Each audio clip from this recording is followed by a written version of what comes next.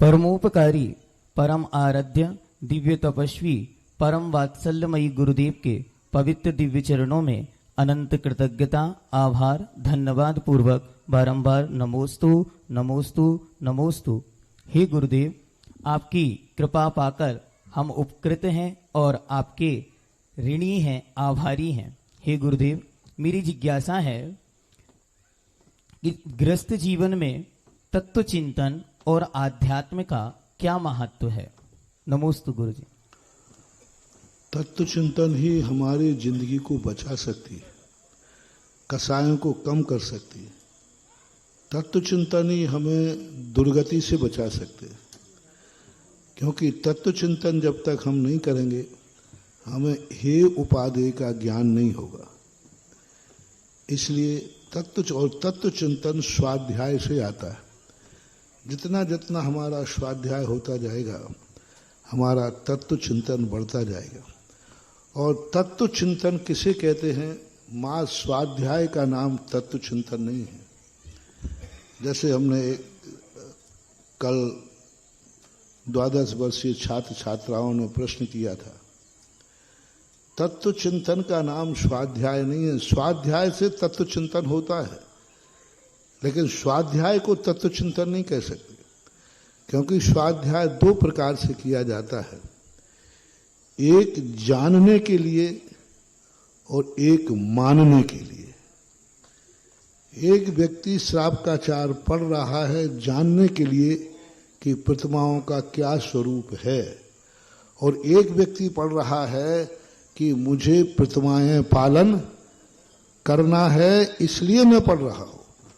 तो दोनों स्वाध्याय में अंतर है। मूलाचार पढ़ रहा है जानने के लिए कि मुनि के कितने मूल गुण होते हैं, क्या चर्या होती है, ये स्वाध्याय है। लेकिन चिंतन किसे कहते हैं? मैं भी मुनि बन सकूं, मुनि बनने के लिए मैं मूलाचार पढ़ रहा हूं, ये कहलाता है तत्व चिंतन। तत्व चिंतन जब ही बनेगा तब वो ये भाव करेगा कि जो मैं पढ़ूंगा, जो मैं पढ़ रहा हूं, ऐसी मेरी दशा भी होवे, मेरी दशा भी प्राप्त कर पाए या ना कर पाए, लेकिन वो भाव ना करेगा। जब जब जो जो स्वाध्याय करते समय उसको ये भाव आएगा कि जो जिनवाणी में लिखा है वैसा मेरा जीवन हो, और वो शक्ति प्रमाण करेगा, तो वो तत्व चिंतन में आएगा। और मात्र ज्ञान करने के लिए कि हमें तो 11 प्रतिमाओं का स्वरूप चाहिए, मुनि के 28 मूल गुण हमें जानना है, और ये जो सब चीजों को जाने, तो ये मात्र स्वाध्याय कहलाता है। स्वाध्याय से हमारी कर्मों की निर्जरा नहीं होती, स्वाध्याय के साथ तत्व चिंतन है। स्वाध्याय तो रावण के पास भी था, सबसे ज्यादा ज्ञान था, लेकिन वो ज्ञान तत्व चिंतन नहीं था। उसमें ज्ञान तो था, जो बड़े बड़े धर्मात्मा नहीं जानते थे वो रावण को ज्ञान था, लेकिन उसके पास तत्व चिंतन नहीं था। इसलिए लोग स्वाध्याय को तत्व चिंतन मानते हैं, ये बहुत बड़ी भूल है। तत्व चिंतन, यही तो हमने सुमन संस्कृति संस्थान के लिए मैंने स्वाध्याय नहीं सिखाया है, मैंने तत्व चिंतन कराया है। यदि स्वाध्याय करा था तो मैं समय सार पढ़ाने के लिए आपको अपने पास नहीं बुलाता, संस्थान में एक पंडित और लगा देता तो वो समय सार पढ़ा देता। लेकिन मैंने क्यों कहा कि नहीं, संस्थान के बच्चों को हम समय सार पढ़ाएंगे, और 10, 12, 15 दिन पढ़ाते हैं। स्वाध्याय के लिए नहीं पढ़ाते हैं, तत्व चिंतन के लिए पढ़ाते हैं। श्रमण से अभी तक का जो बदनामी थी कि पंडित लोगों को ज्ञान तो होता है, उनके पास चारित्र नहीं होता। लेकिन सुमन संस्कृति संस्थान से मैं अपेक्षा करता हूं कि जैसा जैसा ज्ञान बढ़ता जाए वैसा वैसे उनका चारित्र भी बढ़ता जाए। नानस्य फलम उपेक्षा, ज्ञान का फल उपेक्षा होना चाहिए। ज्ञान आजीविका के लिए किया जाता है, वो ज्ञान नहीं।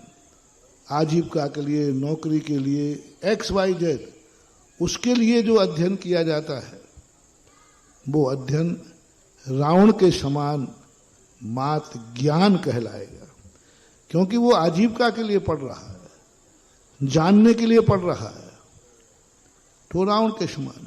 और जो इसलिए पढ़ रहा है कि नहीं वैसा ही आचरण मेरा भी होगा, मैं भी वैसा ही अपनी चर्या करूंगा, मन भी वैसा ही होगा, वचन भी, तो वो तत्व चिंतन कहलाता है। इतना अंतर जानना चाहिए।